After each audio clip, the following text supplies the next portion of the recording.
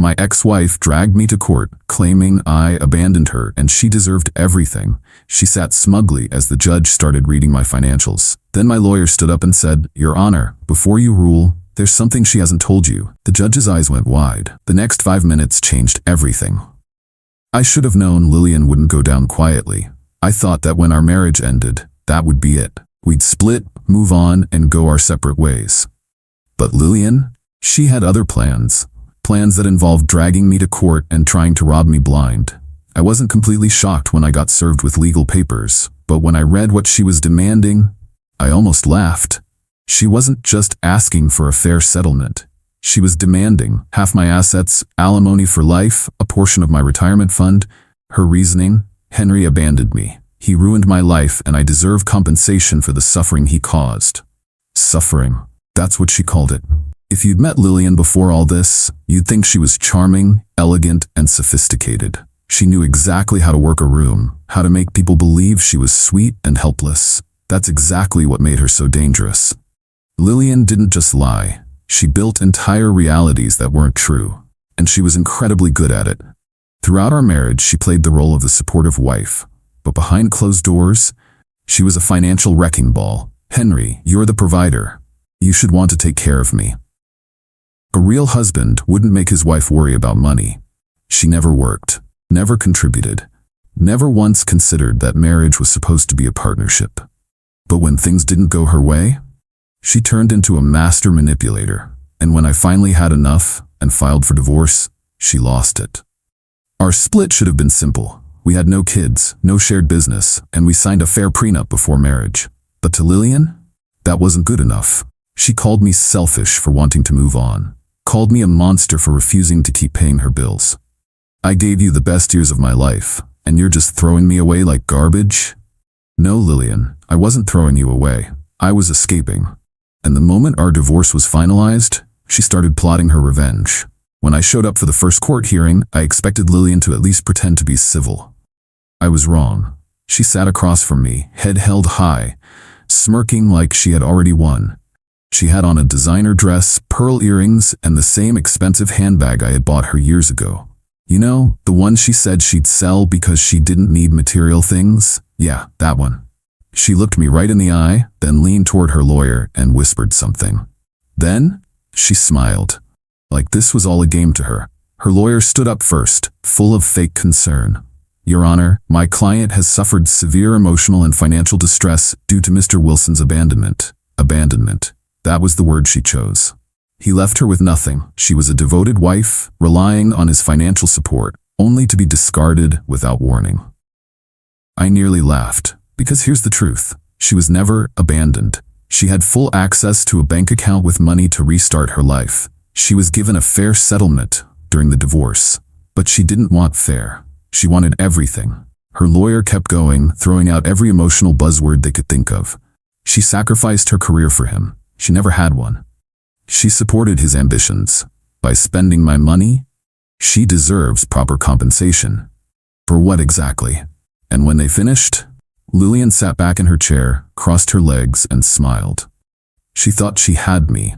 She thought the judge wouldn't even question her story. And honestly, for a second, it looked like the judge was actually considering her argument. I clenched my fists under the table, because I wasn't about to let her get away with this. I turned to my lawyer, David Carter. He leaned in and whispered, "Let her talk. The more she lies, the harder she'll fall." He was right. The longer she spoke, the deeper she buried herself. She was so caught up in her act that she didn't realize something I had discovered weeks ago. Something that changed everything. I knew a secret that would shatter her entire case. A secret that I hadn't told anyone, not even her. And when the moment was right, I was going to let my lawyer drop the bomb in front of everyone. Lillian wanted a fight. She was about to get one. Lillian thought she had already won. She sat in that courtroom with a smug little smirk, convinced the judge was already leaning in her favor. And to be fair, it looked like he was. The way he nodded along, taking notes as she spoke, it almost seemed like her sob story was working. But what Lillian didn't know, what she never even considered, was that I had already seen this coming. And I wasn't about to let her win. The moment I got served with legal papers, I knew I needed someone who could see through Lillian's manipulations. That's when I called David Carter. David was a no-nonsense divorce attorney with a reputation for destroying baseless lawsuits. When I sat down in his office and told him everything, he just nodded and said, "I've dealt with women like this before. She's overconfident, which means she's sloppy. Give me time, I'll find something." And find something, he did. David started with the basics: financial records, credit history, past legal disputes. At first, nothing major. She had some debts, not surprising considering how much she spent. She had no real employment history, again no shock there. But then, David found something odd. "Henry, have you ever seen this document before?" He turned his monitor toward me. I leaned in, scanning the page. It was a marriage record, except it wasn't ours. I stared at the document. The date was years before I even met her. The name? Lillian Carter. And some guy named Daniel Brooks. My stomach tightened. "Are you saying she was married before?" "Not just married." He scrolled down, pointing to another section. "There's no record of a divorce." Silence. I felt my pulse in my ears. "Wait, so you're telling me, David, Lillian was still legally married when she married you?" I sat back, exhaling slowly. Holy shit. David rubbed his chin, clearly thinking, "This changes everything." "How?" "Think about it, Henry. If she was never legally divorced, then your marriage to her was never valid." It took a second for the weight of that to hit me. Then, the realization slammed into me like a freight train. Lillian and I were never legally married. This means she has zero legal claim to my money. Her entire case was built on a lie. She had no right to anything she was demanding, because from a legal standpoint, our marriage never even existed. And when the judge found out, her entire scam would collapse. I looked up at David. "So what do we do with this?" David smirked. "We sit on it." I frowned. "Shouldn't we just submit it to the court now?" "No. If we do that, she'll have time to come up with excuses. She'll claim she didn't know or forgot or whatever other nonsense she'll spin." I nodded slowly, starting to see his strategy.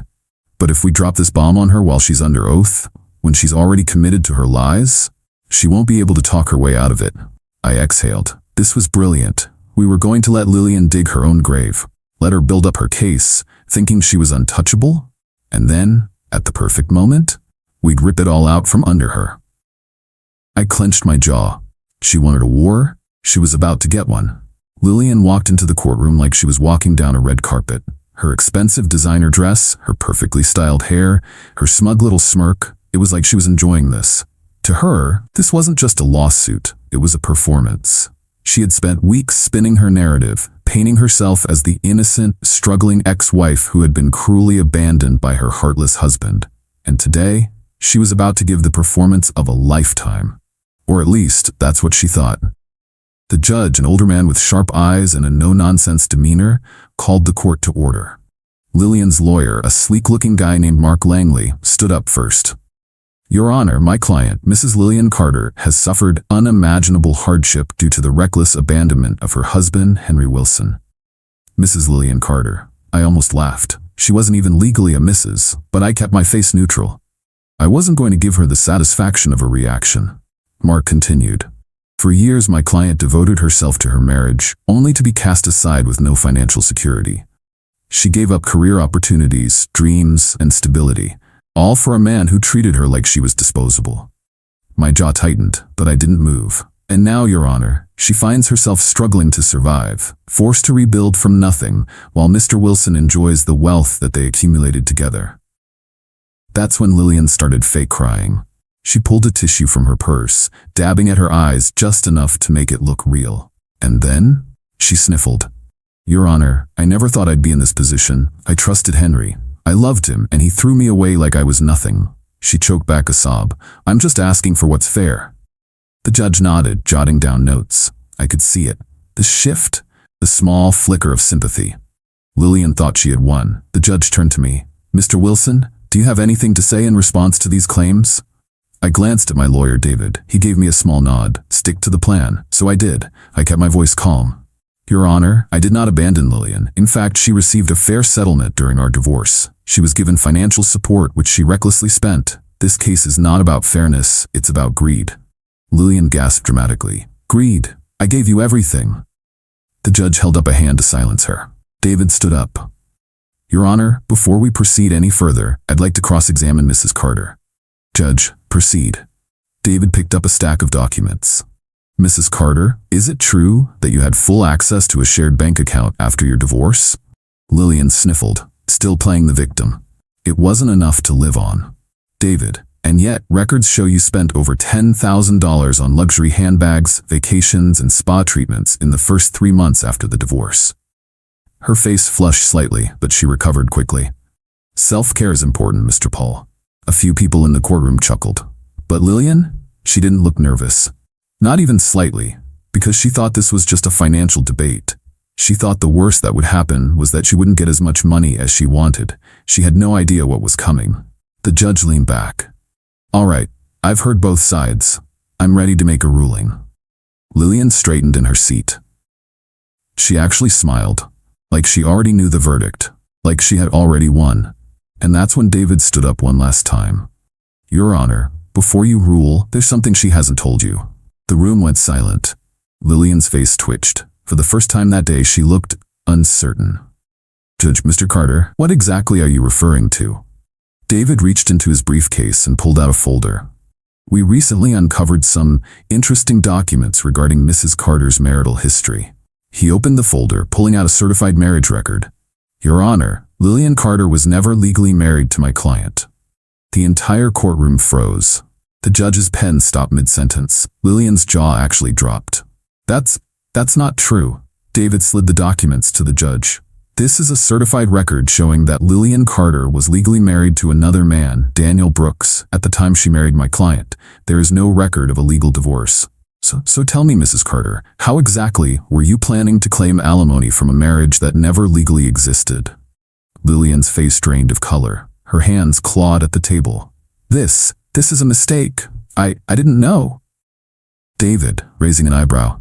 Didn't know? Because according to these records, you and Mr. Brooks owned a property together 5 years ago. You signed a lease. That doesn't sound like not knowing. The judge's expression darkened. Mrs. Carter, is this true? Lillian's mouth opened and closed like a fish. She had no way out, because she had already committed to her lies, because she was under oath, and because we had just destroyed her entire case. For the first time since this whole circus started, Lillian was completely silent. No fake tears. No smug little smirk. No whispered comments to her lawyer. She just sat there, blinking rapidly, like she was trying to wake up from a nightmare. The judge was still holding the marriage record in his hands, flipping through the documents, his expression hardening with every second. Mrs. Carter, this is a serious revelation. Are you telling this court that you were, in fact, legally married to another man at the time of your supposed marriage to Mr. Wilson? Lillian's lips parted, but no sound came out. Her eyes darted around the room, searching for a way out, but there wasn't one. Judge, Mrs. Carter, answer the question. She swallowed hard. I didn't think it mattered. You didn't think it mattered? His voice was so sharp, Lillian flinched. The judge exhaled slowly, shaking his head. Then he set the document down, folded his hands, and spoke, calm but furious. Mrs. Carter, do you have any idea what you've done here? Your Honor, Judge. Cutting her off. No, you don't speak. You listen. Lillian froze. You came into this courtroom under oath and knowingly built your case on a lie. You claimed financial hardship from a marriage that legally never existed. You wasted this court's time. You wasted Mr. Wilson's time. And worst of all, you tried to manipulate the legal system for personal gain. The room was so quiet you could hear a pin drop. This is not just unethical, it's criminal. Lillian's face turned ashen. She looked at her lawyer, but Mark Langley wasn't looking at her. He was already packing up his briefcase. Lillian's mouth opened and closed, her breathing turning shallow. Mark, you can fix this, right? Mark stood up calmly, adjusting his suit. Your Honor, in light of this revelation, I am formally withdrawing from this case. I cannot, in good conscience, continue representing a client who has misled both myself and this court. Then, he picked up his briefcase and walked out, just left her there. Lillian stared after him, horrified. Wait, no, you can't just leave. The judge slammed his gavel, cutting her off. Mrs. Carter, sit down. She whimpered and sank back into her seat. That was it. She was alone now. The judge let out a long breath, then picked up his notes. Given the circumstances, this case is not only dismissed with prejudice, but I am also ordering Mrs. Carter to cover all legal fees incurred by Mr. Wilson. Lillian's head snapped up. No, Your Honor, please. Judge ignored her. Furthermore, due to the fraudulent nature of this case, Mrs. Carter may be subject to further legal action pending review by the district attorney's office. Fraud, the word hung in the air like a death sentence. Lillian's entire body started shaking. This can't be happening. Oh, but it was. And it was only getting worse.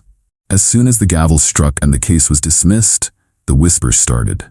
People in the courtroom, spectators, even other lawyers were muttering, "She tried to scam him. Unbelievable. She's finished." Lillian's face was beet red. She looked at me for the first time that day. Her lips trembled like she wanted to beg. But I just sat there, arms crossed, completely unmoved.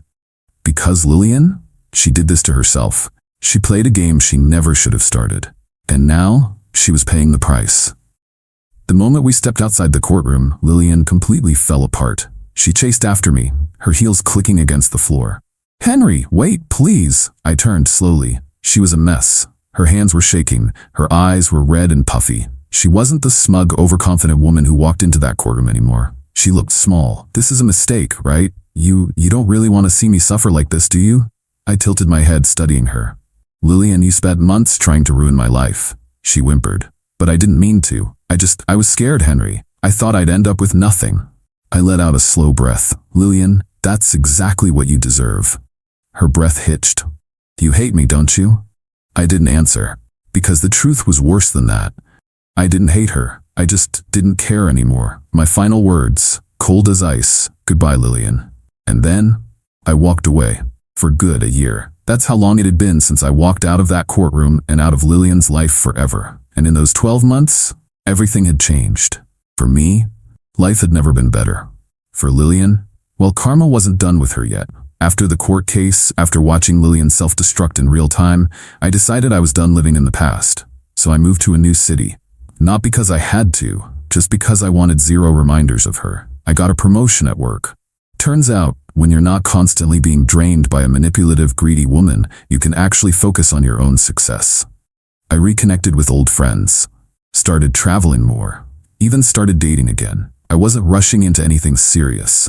But for the first time in years, I felt completely free. No walking on eggshells, no constant manipulation, no battles over money, just peace. And Lillian? I didn't think about her at all, until one random afternoon, when I ran into someone I never expected to see again. I was grabbing coffee near my office when I saw her. At first, I almost didn't recognize her. She looked different. Not bad, just worn down, like someone who had been through a long, losing battle. She was sitting alone at a corner table, staring at her phone, and she wasn't dressed in her usual high-end brands. No designer handbags, no luxury jewelry, just a cheap basic sweater and jeans. For the first time ever, Lillian looked normal. I could have walked away, could have ignored her completely.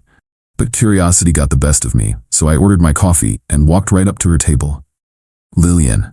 She looked up, and the second her eyes landed on me, her face flushed with emotion, surprise, embarrassment, regret. "Linry." She sat up straighter, tried to fix her hair like she still cared about looking perfect in front of me. "Didn't expect to see you here." She swallowed hard. "Yeah, I moved." "Yeah? Where to?" She hesitated. "Just a little place across town." I raised an eyebrow. "Studio apartment?" She blinked, caught off guard, then sighed. "Yeah."